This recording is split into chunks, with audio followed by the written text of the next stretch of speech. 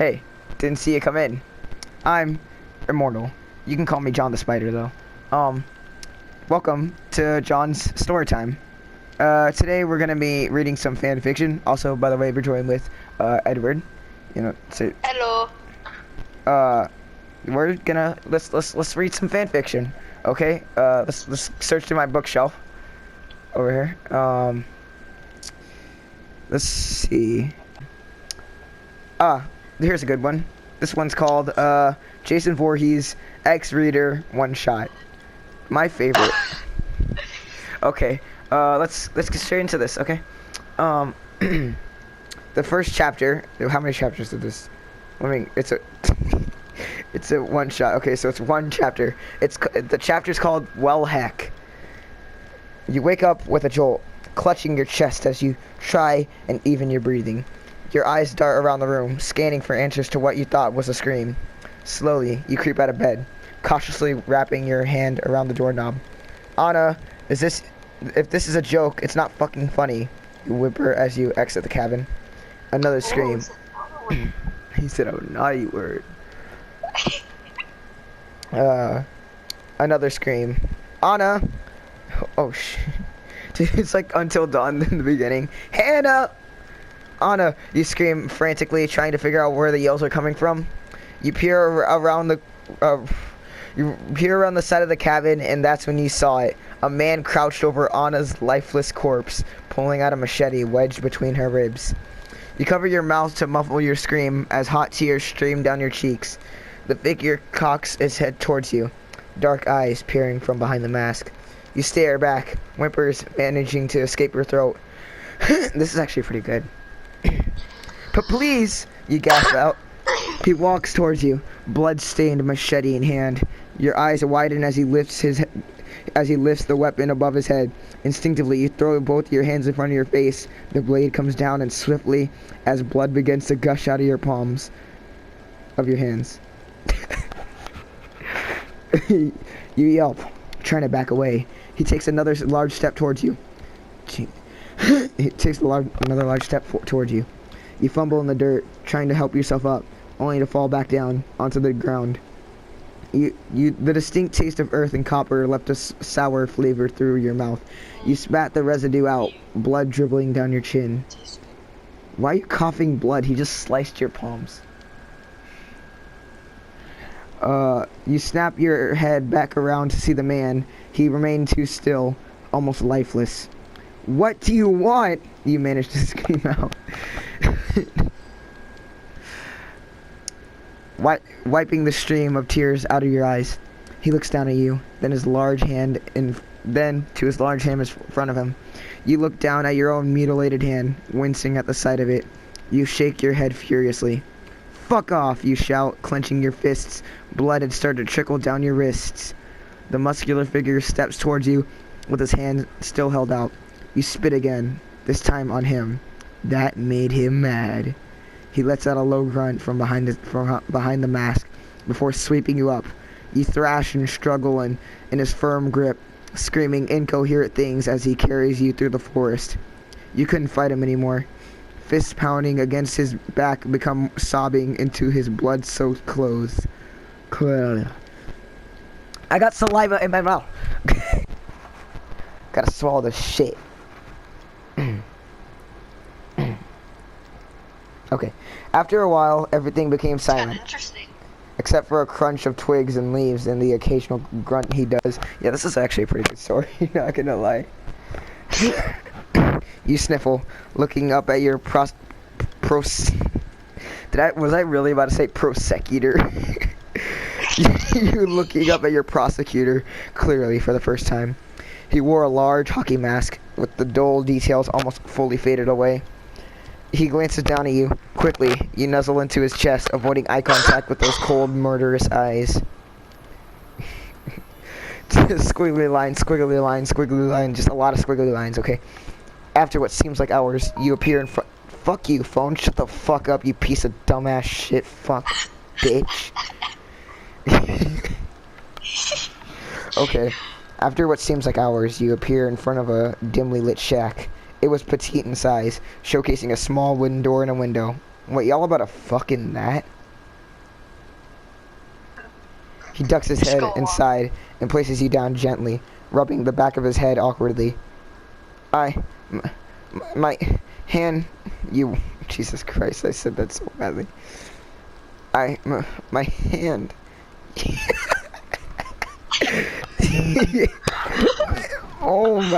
Oh, stop that. My hand hurts. You whine, looking down at the squeamish sight. He grunts, giving a slight nod as he disappears into another room. You look around. The interior seemed bigger than expected. A cozy living room connected to a bedroom, small kitchen, and bathroom. I don't remember this.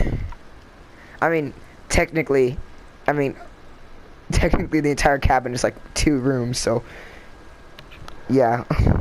He peers out from the washroom, gesturing for you to come in. Sliding onto the sink bench, you cautiously hold out your hand. He dabs cotton wool into a bottle of peroxide. Dude, I've never seen a cabin that has a full-on washroom and a bathroom. Actually, no, I've seen a bathroom. He dabs cotton wool into a bottle of peroxide and softly brushes it against your wounds. You yelp, wincing at the sudden pain. He cocks his head, pulling away from you. I'm okay. It just hurts, you mutter, rubbing your swollen eyes. Nodding slowly, he approaches you again and finishes bandaging your hands. Thanks, you spit sourly. Sliding off the counter. I should do ASMR. That would actually be pretty cool. No, stop. He grunts, walking to the bedroom. As you follow close behind, the room had a cute little layout. A double bed centered with a small coffee table sitting beside it. An old sofa sat in the corner of the room. Damn, Jason's actually not living too bad. The room... suiting the peeling wallpaper that decorated the space. You seat yourself onto the bed and look up at the large man. Why didn't you just kill me? You sigh, massaging your temples. He remains silent, shifting uncomfortably. Please, just talk to me. He grunts, lifting himself up and plopping himself on the sofa. He proceeds to lift up his shirt. Oh crap, exposing his muscular build. As he lays down, your cheeks turn pale red as a smile creeps up onto your face. You shake your head, turning away from the man and lying down on the bed. Jesus Christ, she's fucking sleeping with Jason. This might turn out good. Yeah, not gonna lie though, no homo, I actually kind of smashed Jason. Ooh, it's pretty rainy outside. Why don't we take a little break to assess what's going on right now? So if you're just catching up, what's happened? So our main character, we're just gonna say it's Edward, witnessed Anna, his friend, I suppose, die, and to a killer named Jason, and then Jason decided to slice his hand and then wait, I think we should refer to you as a she, actually. Jason decided to take her all the way back to his house, where he cleaned up the wound, and now they're sleeping together. It's escalating quickly, I know, but it's getting good. You stare at the ceiling for what seems like hours. Oh, Jesus. Glancing over at Jason, you finally assure yourself he's asleep. You slide out of bed quietly, tiptoeing across the floor, and making your way to the door. As you go to turn the doorknob, you feel a sharp pain against your neck. You moan out, trying to keep as still as possible. Jason, you whimper as the machete pressed harder onto your neck. The warmth of his body makes you shiver as he presses against you. You gasp out as you can feel him grow firmer behind you. Jason? He lowers his machete down and looks down, blushing underneath his mask. Okay, I'm not laughing too much because this is actually not that bad. Hurry up. Just read it. Blushing underneath his mask. Jeez, how do you tell that? He tries to cover the growing tent in his pants. Okay. With his hands in an embarrassed motion. Okay, I think we're about to get kinky. No, I mean, Jason, it's okay. He whines. It happens to everyone. It's fine. He shakes his head furiously, throwing his hand through the wall. Jesus. He grunts in anger, looking to throw his other hand through the plaster. You wrap your hand over his fist. Where am I? I scrolled so far down. Shh. Just look at me. Focus on me, you say calmly, gradually lowering his arm. Slowly, you move your hand from his fist and run it down to his chest, then to his bulge. You wince. He frowns underneath the dull mask. No, it's not you. It's just my hand is still fucking hurts. You smile warmly, taking his hand and seating him on the bed. You prompt him to remove his pants, and he obliges instantly. Instantly. You pause, taking a moment to admire the sight. A large tent had formed in his boxers. You trail your fingers up and down his inner thigh, making his crotch twitch. Slowly, you go to slide his boxer briefs down.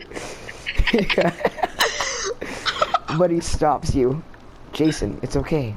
Just relax. You hum, intertwining your hands with his. Dude, you got so intimate with him after he straight up murdered your friend. What is it? He nods cautiously. Again, you slide his undergarment down. Oh god.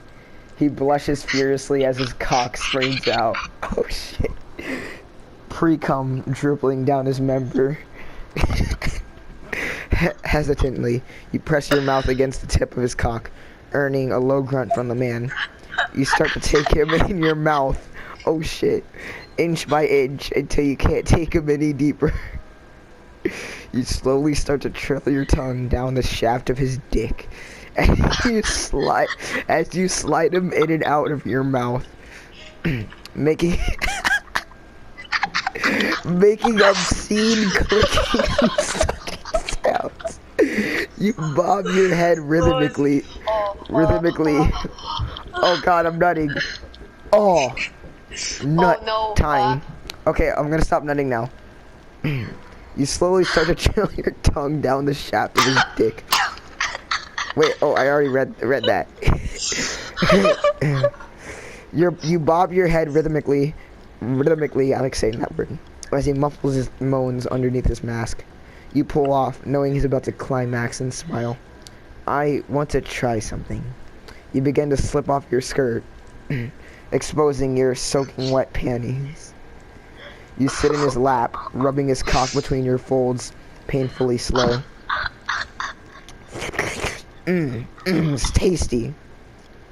Moans that manage to escape your throat, making the man twitch underneath you. You stand up and crap. Oh god, okay. Oh my god, oh, Jesus Christ. Man, I just nut uncontrollably sometimes. You stand up and quickly drop your panties. You knew you were going to regret this.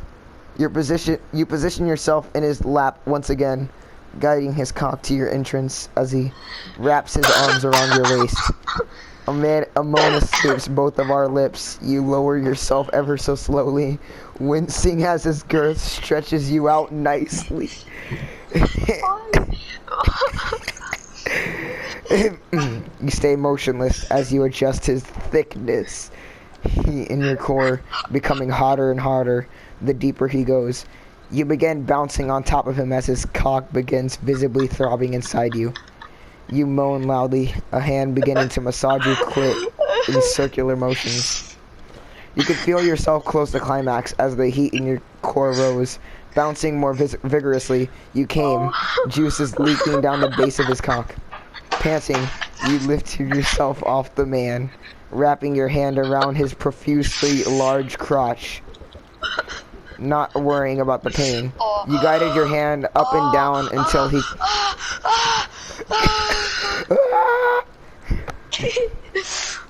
You guided your hand up and down until he came, ribbons of cum painting his stomach a rich white.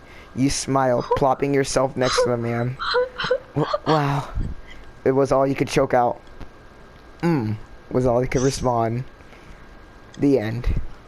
And they lived happily ever after. Oh, Jesus. Oh my god, it's so much. I'm peeing too. Oh Oh, the camera's all dead now. Okay. Oh god. Oh my god, are you netting? Okay, so that was a good story actually. Thanks for watching this video. This was the first episode of Romeo's Storytime. I mean, John the Spider Storytime. Edward, don't. Okay. So, yeah. Have a nice day and a wonderful night. Yeah. This could Bye. be. Subscribe to my By the way, YouTube channel at Eddie Whiting. yeah. Also subscribe to the channel. By the way, I'm gonna link the book in the description so I can give credit to it. It's actually not that bad. Don't witch hunt this person. Don't bully them. Don't.